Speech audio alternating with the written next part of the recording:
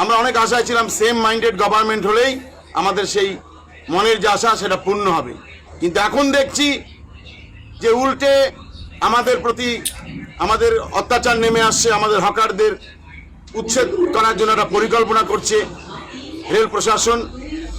এবং আমার শুভেন্দুদের কাছে আমার রিকোয়েস্ট যে হকারদের বিকল্প ব্যবস্থা না করে এত বড় ডিসিশন নেবেন না। কোনো বিকল্প ব্যবস্থা না করে কোনো রকম পদক্ষেপ নেওয়া আমার মনে হয় এটা আমাদের সরকারের পক্ষে ভুল সিদ্ধান্ত হবে।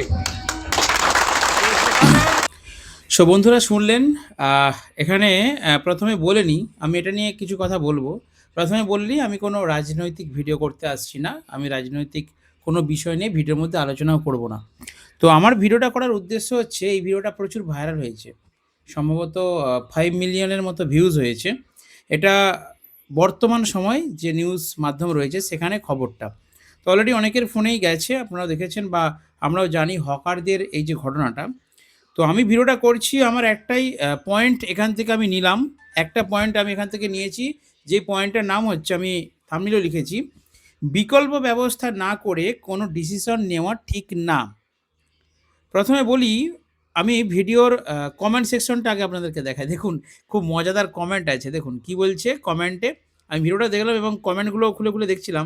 আমি জাস্ট দুটো স্ক্রিনশট আপনাদেরকে দেখাচ্ছি। দেখুন কি বলছে, খাল কেটে কুমিরকে নিয়ে আসলে তাই হবে, এবার পেটে গামছা বেঁধে বাজাও থালি। ঠিক আছে। একজন মহিলা বলছেন, বেশ হয়েছে, জনগণ নিজে যেচে বাঁশ নিয়েছে, বেশি করে বলুন জয় শ্রীরাম। আচ্ছা, আরও একটি আমি পেজ স্ক্রিনশট মেরে দেখাচ্ছি, বুলডোজার বাবা জিন্দাবাদ। তাই হোক, ঠেলায় না পড়লে বিড়াল গাছে ওঠে না, বাজাও তালি, বাঁশ কেন ঝাড়ে, এসো আমার ঘরে, মানুষের এটা হবার দরকার ছিল, খাল কেটে কুমির এনেছে। তারপরে গরু নিয়ে। তো যাই হোক, আমার আজকে ভিডিওটা করার উদ্দেশ্য হচ্ছে কোনো রাজনৈতিক বিষয় না, বিষয়টা হচ্ছে আমি এখান থেকে একটা পয়েন্ট নিয়েছি, আমার খুব ভালো লেগেছে যে ওনারা বলছেন, ওনারা বিজেপির হোক তৃণমূলের হোক আমার দেখার দরকার নেই, আমি যেই বিষয়টা নিয়ে ভিডিওটা করছি সেই ভিডিওটা হচ্ছে যে একটা সিস্টেম, একটা সমাজে এই যে একটা সিস্টেম কি, হকার্স। আপনারা বলুন তো, আমি নিজে চাঁদনিতে মাল করতে যাই, আসার সময় একদম ট্রেনের টাইম হয়ে যায়, তাড়াহুড়ো করে ওই হাওড়া স্টেশনের একটু আগেতে 30 টাকার আপনার কচুরি আর হচ্ছে ঘুগনি খেয়ে আমি ট্রেনে উঠে বাড়ি ফিরতাম। তো জানি না এখন কলকাতায় গেলে ওই 30 টাকায় আর কচুরি পাবো কি না, কারণ এখন তো লাইসেন্স করা দোকান থেকে নিতে হবে, হয়তো রেটটা 100 টাকা পড়ে যেতে পারে, 100 টাকার নিচে মনে হয় আর নাস্তা হবে না। তো যাই হোক, ওনাদের একটা পয়েন্ট আমার খুব ভালো লেগেছে, ওনারা যে আহ, লিখেছেন বা বলছেন কথাটা, বিকল্প ব্যবস্থা না করে কোনো ডিসিশন নেওয়া উচিত নয়। এটা কিন্তু খুব ভালো লেগেছে আমার। এই যে আমাদের সাউন্ড সিস্টেম, কোনো জিনিসকে বন্ধ করে দেওয়া, তুলে দেওয়া, উচ্ছেদ করে দেওয়া, এটা আপনারা দেখলেন যে কেউই মেনে নিতে পারছে না। হঠাৎ করে কোনো জিনিসটা বন্ধ করে দেওয়া, সেটা কিন্তু ঠিক নয়। এই যে আমাদের আজকে সাউন্ড সিস্টেম, দুম করে একটা নোটিশ জারি হয়ে গেল কি, ডিজে বক্স বন্ধ, কিন্তু এরও বিকল্প ব্যবস্থা করা উচিত, কারণ এই সিস্টেমের মধ্যে আপনারা ভিডিওটা দেখলেন তো, যে হকার্সদের মধ্যেও একটা সিস্টেম আছে, ওই হকার্স করে মানে ওই কার্য করে কিন্তু ওনাদের পেট চলে, সংসার চলে। এই সরকারকে সবার পছন্দ, আপনারা পছন্দ, আমারও পছন্দ, আমরা নিজেরা ভোট দিয়ে এই সরকারকে এনেছি, কিন্তু কোথাও যেন একটা কিছু সমস্যা হচ্ছে। তো আজকে ভিডিওটা দেখলাম, সেখানে বলা হচ্ছে বিকল্প ব্যবস্থা না নিয়ে ডিসিশনটা নেওয়া ঠিক হয়নি, কথা ঠিক। অন্তত হকার্সদের একটা বিকল্প ব্যবস্থা নেওয়া উচিত ছিল।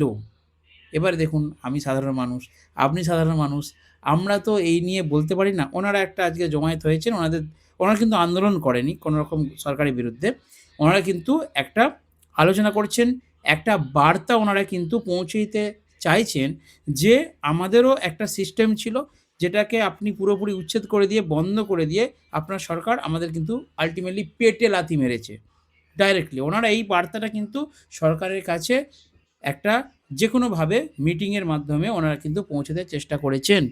আমাদেরকেও কিন্তু সেম জিনিস করতে হবে আমার মনে হয়।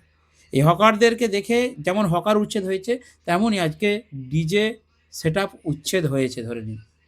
তো যাতে ভবিষ্যতে না হয় তার জন্য আমাদেরকেও মনে হয় এরকমই জমায়েত হয়ে একটা সরকারের কাছে নোটিশ একটা সরকারের কাছে বার্তা আমার মনে হয় পৌঁছে দিতে হবে।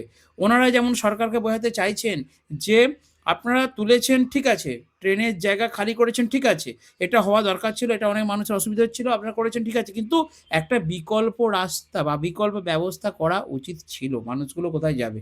তারা ব্যবসাটা কোথায় করবে? তাই না? তাদেরও তো ফ্যামিলি আছে, তাদেরও তো পেট আছে।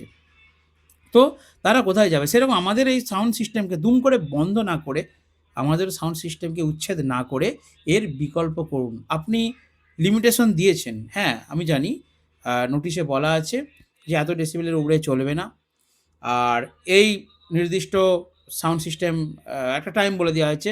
ঠিক আছে, সব ভালো। কিন্তু এই যে ডিজে বক্স বন্ধ বলে দিয়েছেন, এটা কিন্তু আমার মনে হয় এর একটা বিকল্প ব্যবস্থা করা উচিত। কীরকম? মানে আমাকে ভাবতে হবে, মানে সরকারকে ভাবতে হবে যে এই যে সাউন্ড সিস্টেম, ডিজে বক্স, এই যে সাউন্ড সিস্টেম পুরোপুরি বন্ধ না করে ভাবতে হবে যে এর সঙ্গে কত মানুষ জড়িত, তাদেরও পেট চলে। তো কিছু একটা নিয়মকানুনের মাধ্যমে, যেটাকেই আমি বলতে চাইছি সংক্ষেপে, বিকল্প ব্যবস্থা কিছু একটা করুক সরকার।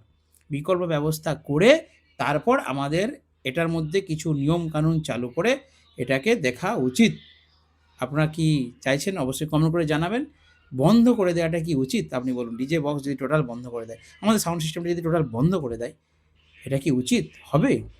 তো যেমন করে হকার্সরা একটা মিটিং করে জমায়েত হয়ে ওনারা একটা সরকারের কাছে বার্তা, আমরা দেখুন, আমরা এই সরকারের বিরোধিতা করতে চাই না। আমাদের এই সরকারের বিরুদ্ধে কোনো কমপ্লেন নেই। ঠিক আছে? সরকার ভালো, সরকার এই এসেছে, আগামী 5 বছর রয়েছে কাজ করার জন্য। 5 বছরে কাজ করুক, আশা করি ভালো কাজ করবে। সেই বিশ্বাস ভরসা নিয়ে আমরা এই সরকারকে এনেছি। কিন্তু ওই যে একটাই পয়েন্ট, ডিসিশন নেওয়ার আগে বিকল্প কোনো ব্যবস্থা করা উচিত ছিল।